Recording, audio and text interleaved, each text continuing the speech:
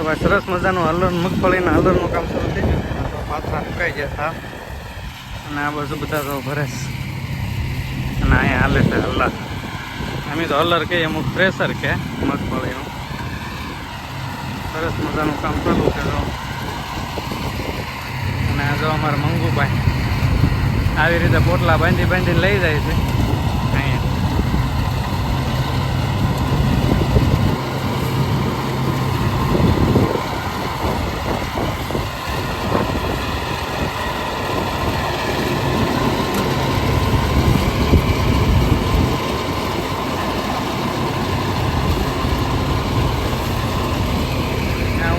આમથી બધા લાવેલા પાથરા ભરેલા હતા ને અહીંથી બધા લાવે છે મગફળી અને અહીંયા ડાયરેક્ટ ઓરાય છે.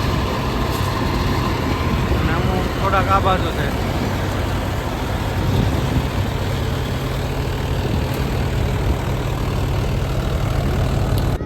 અને અહીંયા જો લીમડા નીચે કેવો સરસ મજાનો હિસકો બાંધેલો છે ખાટલાનો. બાળકો જો કેવા સરસ મજાના હિસકા ખાય છે, કારણ કે લીમડાનો સાયો પણ ઠંડો હોય ને અહીંયા હિસકા ખાવાની છે ને ખૂબ મજા આવે.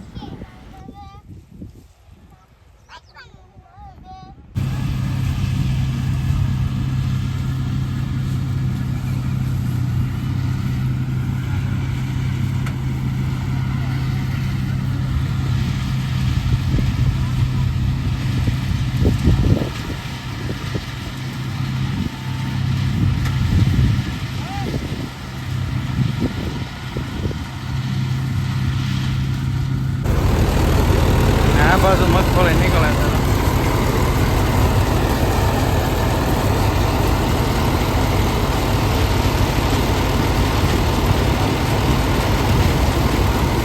ત્યાંથી નીકળે ને અહીંયા ડાયરેક્ટ કચરો થાય છે.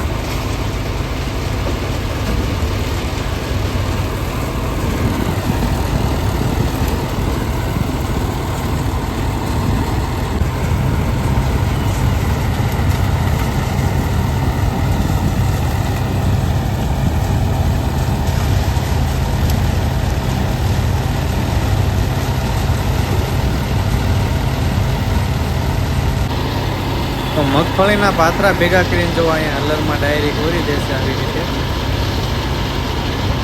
આ બધું જો ભાઈ અમારા નાનજીભાઈ ની બધા તો કે સરસ મજાના મગફળીના પાથરા ભેગા કરે છે. આ બાંધો ભૂંગ્યો અમારી દેશી ભાષામાં. દીપજીભાઈ ઉપાય રહ્યો. આવી રીતનું કામ છે, હાર્ડવર્ક કામ છે ખેતીનું. તો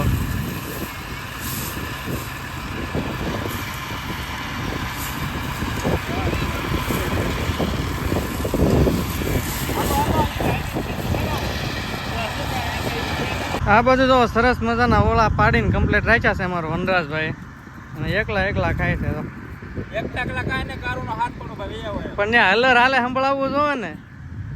કેટલો હલર અવાજ આવે છે ખબર? સંભળાવવું છે ને. ઓળા પાડીને કમ્પ્લીટ રાખ્યા છે. તો હાલો બધા ઓળા ખાવા. સરસ મજાના ઓળા થઈ ગયા. ના છે ને મીઠા બહુ લાગે. તાવડીમાં કર્યા હોય ને એની કરતા આ વધારે મીઠા લાગે. ઝપટ બોલાવે છે ને અમારા નીક, મિસ્ટર નીક આવી જશે ખાવા જો. અને આ બાજુ જે ચાલુ છે મગફળીનું હલર. તો ભાઈ મહેશભાઈએ છે ને ડ્રોન ચડાવી દીધું છે મસ્ત મજાનું. જો અહીંથી ઓપરેટિંગ કરે છે. આ ડ્રોન છે. જવા જો હાલો. કેવું કેવું માપતું આમ જવો. અને છોકરા જવા નીકળી ત્યાં જવો. સારોલું છે ને ક્યાં છે?